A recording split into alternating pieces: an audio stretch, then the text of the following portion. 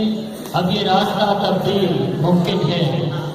حضور پاک کی طرح بھی تبدیل ممکن ہے،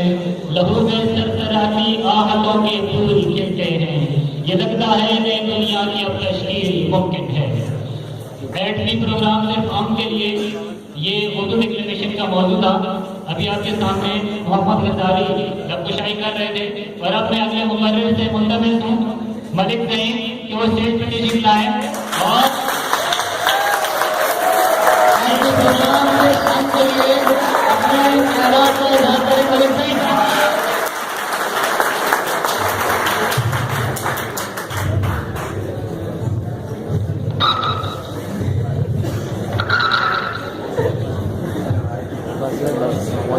جنبش لفظ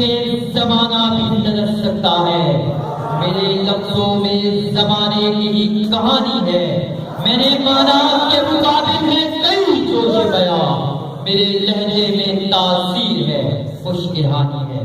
آج کا موضوع سمن ایٹی پروگرام صرف ہم کے لیے، رفعت خیال دل و بہار، شکستہ خوابوں میں ڈوبی ہوئی نازوں کے سوال، اور یہ سب جو سوال کسی معاشرے کا حصہ ہے، اسی معاشرے کا حصہ ہے۔ سدے دیوکار ہمارے ماضی میں اس خطۂ آج کی فضاؤں میں جرأت و شجاعت کی ایسی داستانیں رقم کرتی ہیں کہ فضائیں آج بھی ان کی تاثیر سے معطر ہے۔ 28 مئی سن 1998 کو پاکستان ایٹمی طاقت بن کر دنیا میں افق پر ساتھی ایٹمی طاقت کے طور پر نمودار ہوا، اور یہ بات تسلیم شدہ اب ہے کہ پاکستان 1983 میں ایٹمی طاقت بن چکا تھا، بلکہ پاکستان کی جامع اور خران پر دھماکے کرنے کے لیے سرنگیں تیار کرنا شروع کر دی تھی۔ اگر ہمارے ماضی پر نظر ڈالی جائے تو ہمارے شاہینوں میں سے ہر ایک نے اپنے فرض اس ادا سے نبھایا ہے کہ اقوام عالم کے جنگی مشاہیر اشک اشک کرنے لگے۔ انہی میں سے ایک شاہین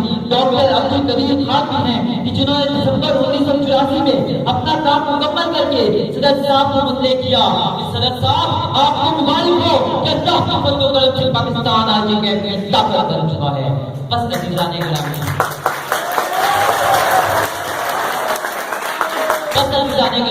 ڈاکٹر خان کے ہونٹوں سے وہ چھوٹوں کا نکلنا تھا کہ صدر صاحب کو اپنے پاس بلایا اور ماتھا چھوما اور کہا مجھے افواج پاکستان کو اور پوری قوم کو آپ جیسے جوانوں پر فخر ہے۔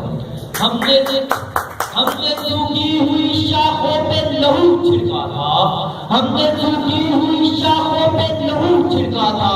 بھول کر اب بھی نہیں سکتے تو قیامت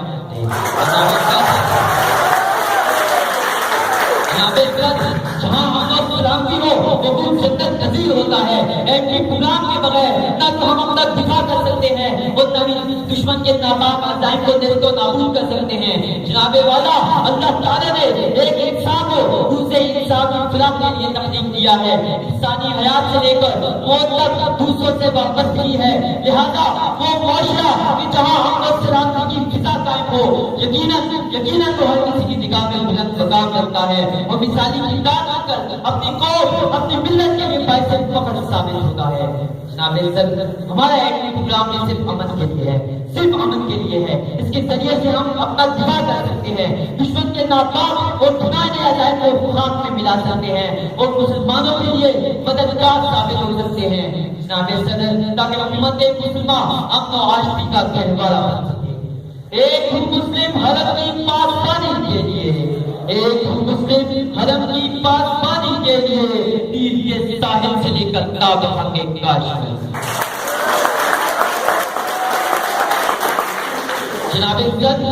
میں دشمنان اسلام اور پاکستان کو دعوت کرا دوں کہ پاک فوج کے جوانوں سے لے کر عام آدمی کی امن و آشتی کا عظمت ہے، ہم پسند ہے، کیونکہ مسلمانوں نے اپنی پہلی حجت اب کے لیے کی تھی، جنگ کے دن ہی آپ صلی اللہ علیہ وآلہ وسلم نے مکہ کی سرزمین پر ہم کا چراغ روشن کیا، جس سے عالم اسلام ہم کا گہوارہ بن گیا، ہم کو باطل کا مارکا امن و آشتی میں بدل گیا۔ زندگی وقار ہم پسند ہے، لیکن کل بھارت میں اور شہر کنڈوں سے باز نہ آیا اور معصوم اور 73 شہریوں پر ظلم کرتا رہا، تو آئیے طرف تاریخ کی اولاد پر نظر ڈالیں تو کیا 1965 کا پس منظر حسبت نہیں تھا کہ جب تم اپنے ناپاک قدم لیے تو اور ناشتہ کرنے چلے آئے تھے تو پاکستانی میزبانوں نے تمہاری ایسی شاندار خاطرداری کی تھی کہ تمہاری دھوپ بھی اڑ گئی اور تمہاری نیندیں بھی۔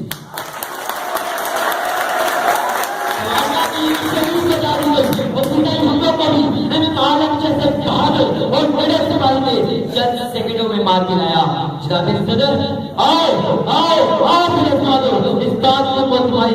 عوام کو مار مار کر گھنٹے بنا کر چراہوں میں لٹکا دیا جائے گا. ہم چھین لیں گے تم سے یہ شان بے نیازی, ہم چھین لیں گے تم سے یہ شان بے نیازی, تم مانگتے پھرو گے ہم سے بھول اپنا. جناب صدر ہم پسند ہیں, لیکن جب ہمیں جب کر بتایا گیا تو ڈاکٹر خان کے کلمات بھلا دیتا ہوں کہ بمبئی اور کلکتہ صرف 2 منٹ کے فاصلے پر ہے, صرف 2 منٹ پہ دنیا کے نقشے سے مٹا دیا جائے گا. باہر ہندوستان تو اتنا پریشان کہ کبھی مجھے ہماری